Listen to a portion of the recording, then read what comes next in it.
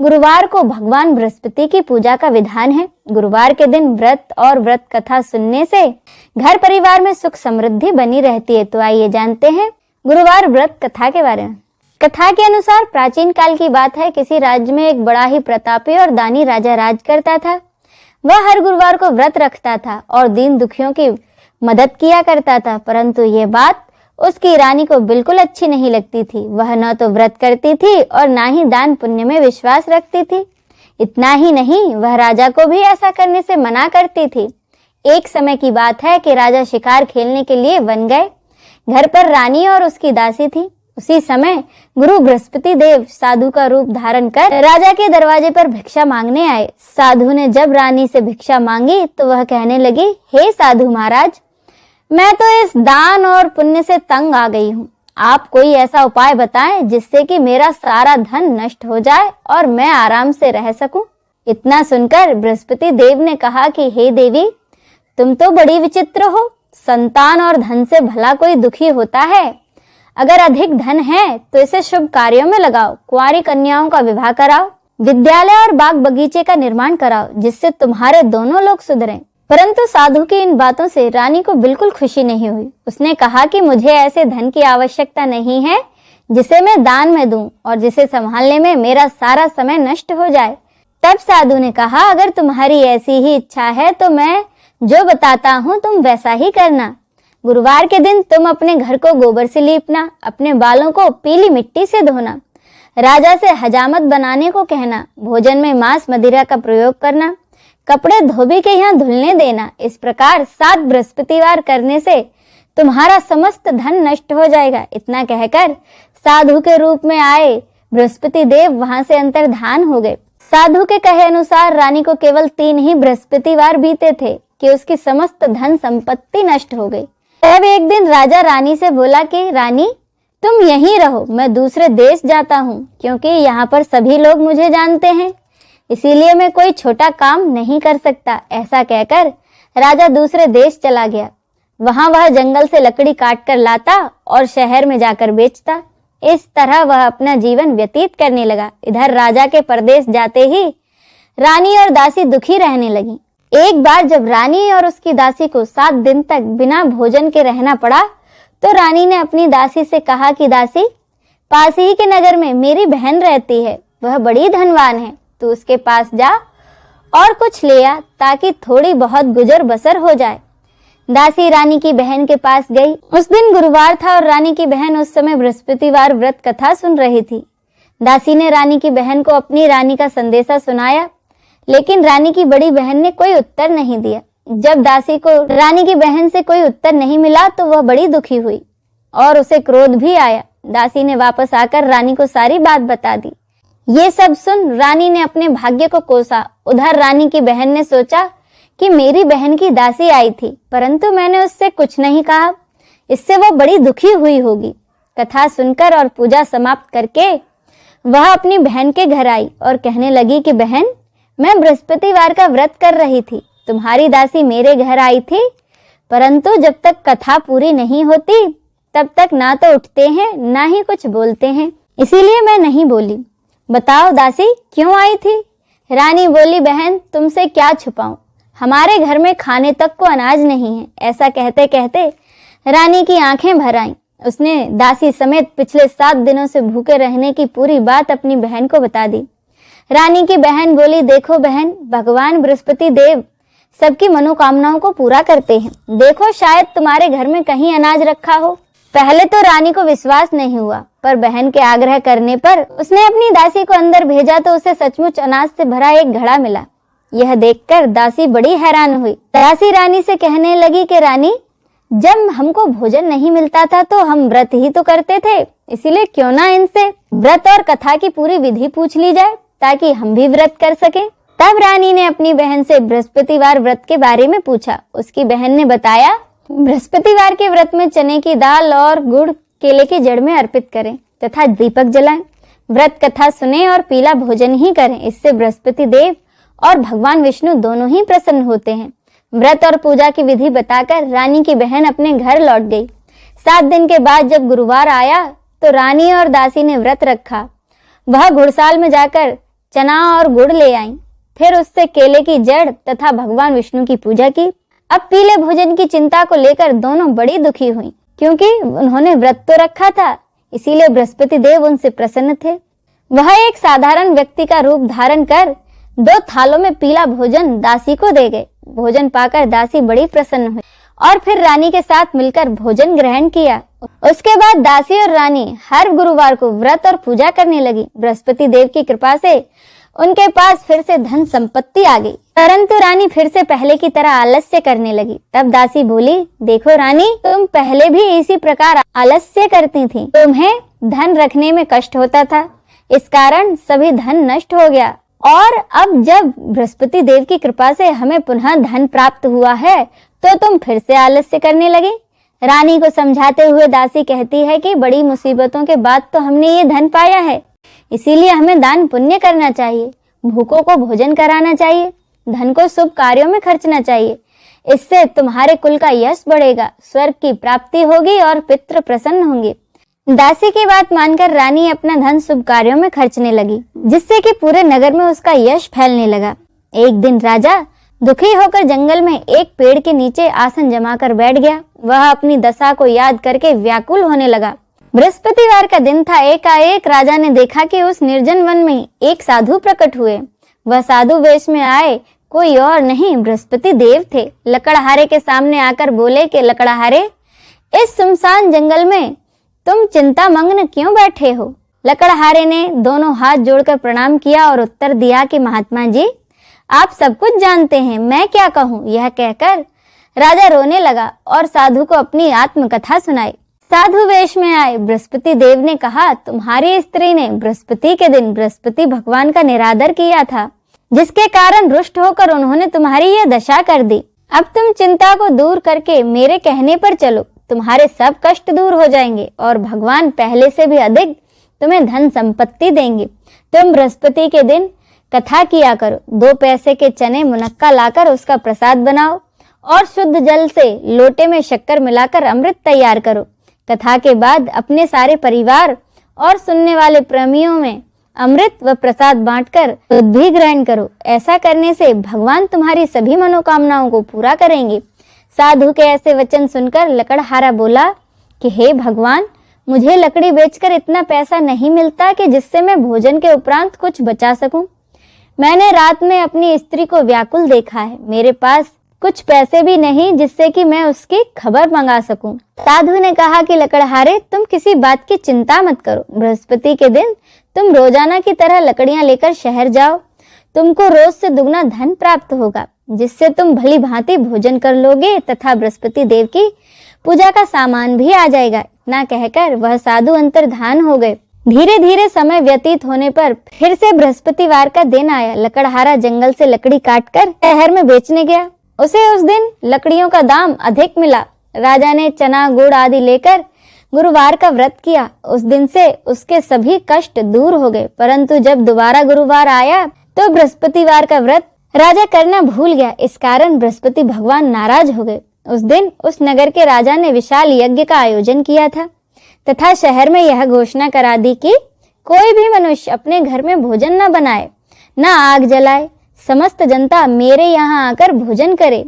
इस आज्ञा को जो न मानेगा उसे फांसी की सजा दी जाएगी। इस तरह की घोषणा संपूर्ण नगर में करवा दी गई। राजा की आज्ञा के अनुसार शहर के सभी लोग भोजन करने गए, लेकिन लकड़हारा कुछ देर से पहुंचा, इसीलिए राजा उसको अपने साथ अपने घर ले गए और अपने घर जाकर उसे भोजन करा रहे थे। तो रानी की दृष्टि उस खुंटी पर पड़ी जिस पर कि उसका हार लटका हुआ था, पर वह हार वहां दिखाई नहीं दिया। रानी ने निश्चय किया कि मेरा हार इसी मनुष्य ने चुरा लिया है। उसी समय सिपाहियों को बुलाकर उस लकड़हारे को जेल में बंद करवा दिया गया। जब लकड़हारा कारागार में पड़ गया और बहुत दुखी होकर विचार करने लगा कि न जाने मेरे कौन से पूर्व जन्म के कर्म से मुझे यह दुख प्राप्त हुआ है, और उसी साधु को याद करने लगा जो कि जंगल में मिला था। उसी समय तत्काल बृहस्पति देव साधु के रूप में प्रकट हुए और उसकी दशा को कहने लगे, अरे मूर्ख, तूने बृहस्पति देव की कथा नहीं करी, इस कारण तुझे यह दुख प्राप्त हुआ है। अब चिंता मत कर, बृहस्पतिवार के दिन कारागार में ही दरवाजे पर 4 पैसे पड़े मिलेंगे, उनसे तू बृहस्पति देव की पूजा करना, तेरे सभी कष्ट दूर हो जाएंगे। साधु के कहे अनुसार बृहस्पतिवार के दिन उसे 4 पैसे मिले। लकड़हारे ने कथा कही। उसी रात को बृहस्पति देव ने उस नगर के राजा को सपने में आकर कहा कि राजा, तुमने जिस आदमी को कारागार में बंद कर दिया है वह निर्दोष है, वह तो दूसरे नगर का राजा है, उसे छोड़ देना। रानी का हार उसी खुंटी पर लटका है, अगर तू ऐसा नहीं करेगा तो मैं तेरे राज्य को नष्ट कर दूंगा। इस तरह रात के सपने को देखकर राजा प्रातःकाल उठा और खुंटी पर हार देखकर लकड़हारे को बुलाकर क्षमा मांगी तथा लकड़हारे को सुयोग्य वस्त्र आभूषण देकर उसे विदा किया। बृहस्पति देव की आज्ञा अनुसार लकड़हारा अपने नगर को चल दिया। राजा जब अपने नगर के निकट पहुंचा तो उसे बड़ा आश्चर्य हुआ। नगर में पहले से अधिक बाग बगीचे, तालाब, कुएं और बहुत सी धर्मशालाएं और मंदिर बन गए थे। राजा ने पूछा, यह किसका बाग और धर्मशाला है? तब नगर के सब लोग कहने लगे, यह सब रानी और उसकी दासी के हैं। तो राजा को बड़ा आश्चर्य हुआ और गुस्सा भी आया। जब रानी ने यह खबर सुनी कि राजा आ रहे हैं तो उन्होंने बांदी से कहा कि दासी, देखो राजा हमको कितनी बुरी हालत में छोड़ गए थे, हमारी ऐसी हालत देखकर वह लौट न जाए, इसीलिए तू दरवाजे पर खड़ी हो जा। आज्ञा अनुसार दासी दरवाजे पर खड़ी हो गई। राजा जब आए तो उन्हें अपने साथ लेवा लाई। तब राजा ने क्रोध करके अपनी रानी से पूछा, यह धन तुम्हें कैसे प्राप्त हुआ है? तब उन्होंने कहा, हमें यह सब धन बृहस्पति देव के कृपा से प्राप्त हुआ है। राजा ने निश्चय किया कि अब 7 रोज बाद सभी बृहस्पति देव का पूजन करते हैं, परंतु मैं प्रतिदिन 3 बार कहानी तथा रोज व्रत किया करूंगा। अब हर समय राजा के दुपट्टे में चने की दाल बंधी रहती तथा दिन में 3 बार कहानी कहता। एक रोज राजा ने विचार किया, चलो अपनी बहन के यहाँ हो आऊं। इस तरह निश्चय कर राजा घोड़े पर सवार होकर अपनी बहन के यहाँ को चलने लगा। मार्ग में उसने देखा कि कुछ आदमी एक मुर्दे को ले जा रहे हैं। उन्हें रोककर राजा कहने लगा, अरे भाइयों, मेरी बृहस्पति देव की कथा तो सुन लो। वे बोले, लो हमारा आदमी मर गया है और इसको अपनी कथा की पड़ी है। परंतु कुछ आदमी बोले, अच्छा कहो, हम तुम्हारी कथा भी सुनेंगे। राजा ने दाल निकाली और जब कथा आदि हुई तो मुर्दा हिलने लग गया और जब कथा समाप्त हो गई तो वह मुर्दा राम राम करके मनुष्य की तरह उठ खड़ा हो गया। आगे मार्ग में उसे एक किसान खेत में हल चलाता मिला। राजा ने उसे देखा और उससे बोले, अरे भैया, तुम मेरी बृहस्पतिवार की कथा सुन लो।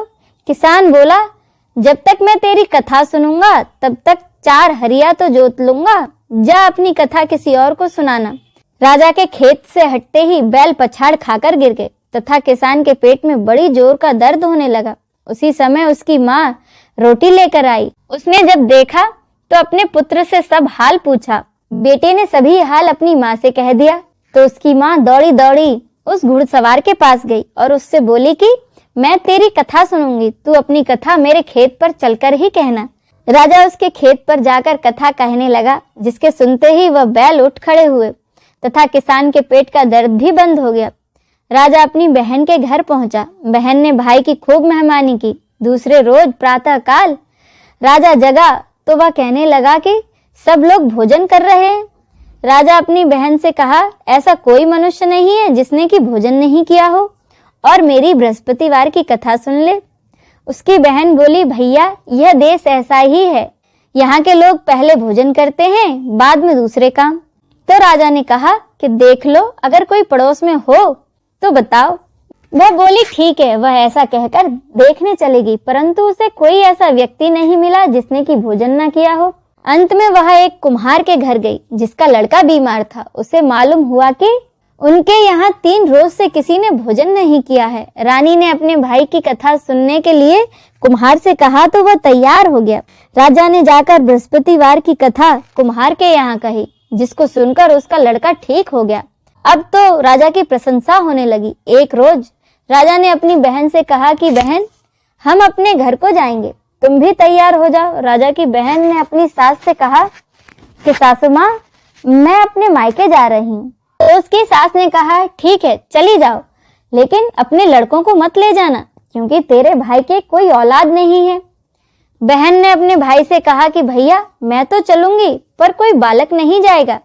राजा बोला कि जब कोई बालक ही नहीं चलेगा तब तुम ही क्या करोगी।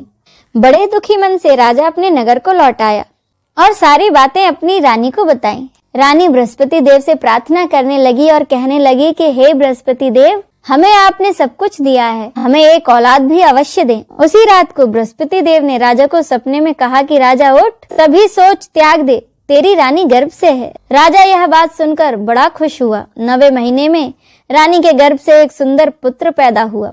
तब राजा बोला कि रानी, स्त्री बिना भोजन करे रह सकती है पर बिना कहे नहीं। जब मेरी बहन यहाँ आए तो तुम उससे कुछ मत कहना। रानी ने कहा ठीक है। जब राजा की बहन ने यह शुभ समाचार सुना तो वह बहुत खुश हुई और बधाई लेकर अपने भाई के घर आ गई। तब रानी ने कहा, जब भाई लेने गया था तब तो नहीं आई और अब दौड़ी दौड़ी चली आई।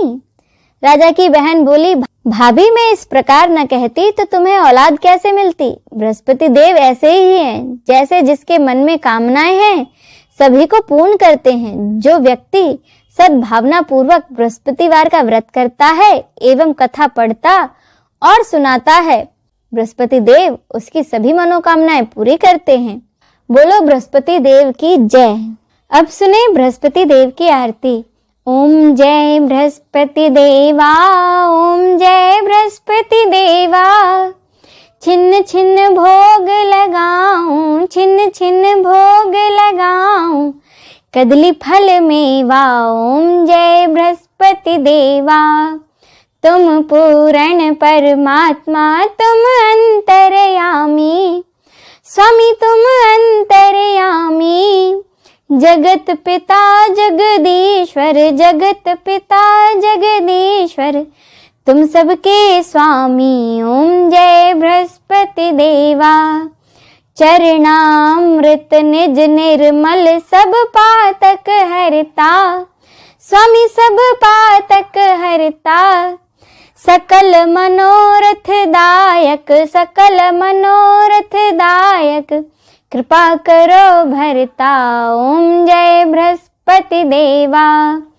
तन मन धन अर्पण कर, जो जन शरण पड़े, स्वामी जो जन शरण पड़े। प्रभु प्रकट तब हो कर, प्रभु प्रकट तब हो कर, आकर द्वार खड़े। ओम जय बृहस्पति देवा। दीन दयाल दयानिधि, भक्तन हितकारी, स्वामी भक्तन हितकारी। पाप दोष सब हरता, पाप दोष सब हरता, भवबंधन हारी। ओम जय बृहस्पति देवा। सकल मनोरथ दायक, सब संशय हारो, स्वामी सब संशय हारो। विषय विकार मिटाओ, विषय विकार मिटाओ, संतन सुखकारी। ओम जय बृहस्पति देवा। जो कोई आरती तेरी प्रेम सहित गावे, स्वामी प्रेम सहित गावे। जेठानंद आनंद कर, जेठानंद आनंद कर, सो निश्चय पावे। ओम जय बृहस्पति देवा। बोलो बृहस्पति देव भगवान की जय।